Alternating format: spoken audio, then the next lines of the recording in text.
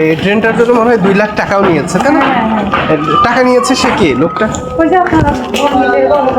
ওই সে কর্মকর্তার নাম কি? নামটা সঠিক বলতে পারো? তাই? কার সঙ্গে? হ্যাঁ,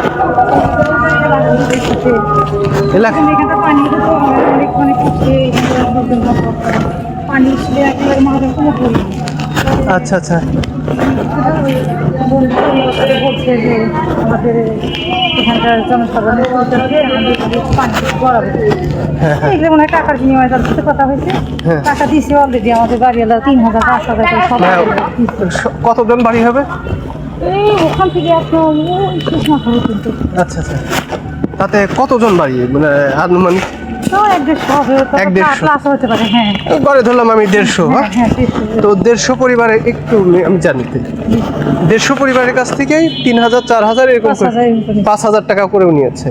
তো নেওয়ার পরে তারা আসলে তাদের ভূমিকাটা কি? তারপরে বলছে যে এখন এই এলাকায় মানে মনে করেন যে বন্যার মতো আর কি সিজনটায়। আচ্ছা আচ্ছা, এরকম কষ্ট আছে, এখন এটা সরকারি জায়গা, আপনাদের কাছ থেকে এরকম সাহায্য যাচ্ছে। ওই যে ওখান থেকে ড্রিম করছে, আমি আপনাকে দেখাই।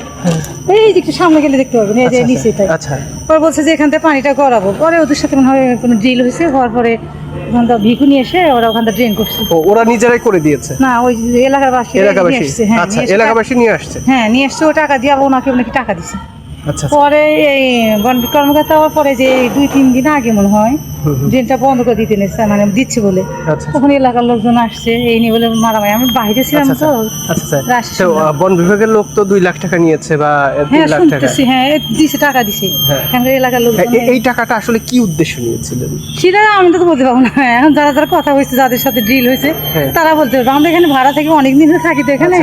এগুলো সব ঘটনা শুনছি, দেখলাম অলরেডি। মনে করেন আমাকে একটু ইয়েটা দেখান।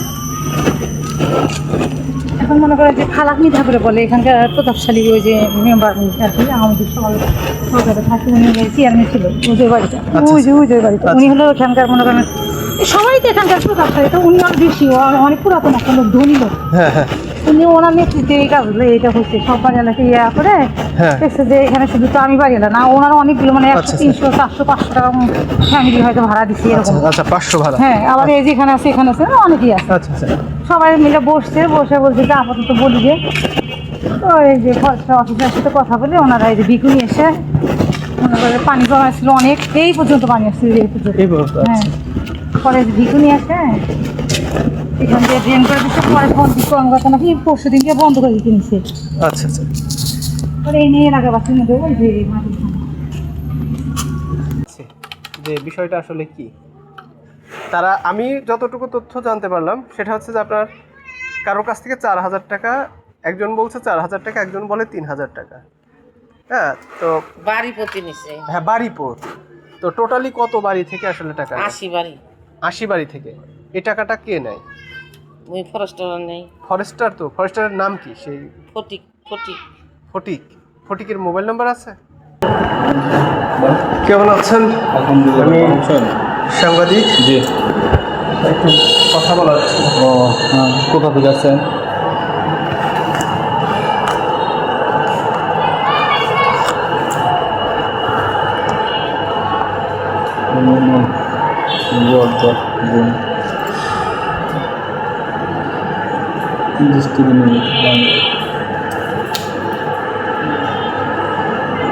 বিটুর সঙ্গে কথা বলবে? বিটু অফিসারের সাথে কথা বলবে? হ্যাঁ, সবার সঙ্গে মোটামুটি কথা বলবো। বলেন, ওই যে আসছেন আমাদের ইয়ের কোনো এখানে আমি একটা কথা বলি। আপনাদের বিরুদ্ধে এইটা অভিযোগ আসছে 3 লক্ষ টাকার লেনদেনও হয়েছে এখানে, এবং তাদের মৌখিক কোনো কথা না, আমাদের ভিডিও ফুটেজ রেখে দিয়েছে। হ্যাঁ, যে ব্যক্তি বলেছেন, হ্যাঁ, ছোট বাচ্চা থেকে শুরু করে না বড় বাচ্চা মানে সবাই। তো এই জায়গা থেকে তো আমার তো আর কিছু করার না। যদি তারা বলে বলতে পারে, কিন্তু এগুলা মিথ্যা কথা।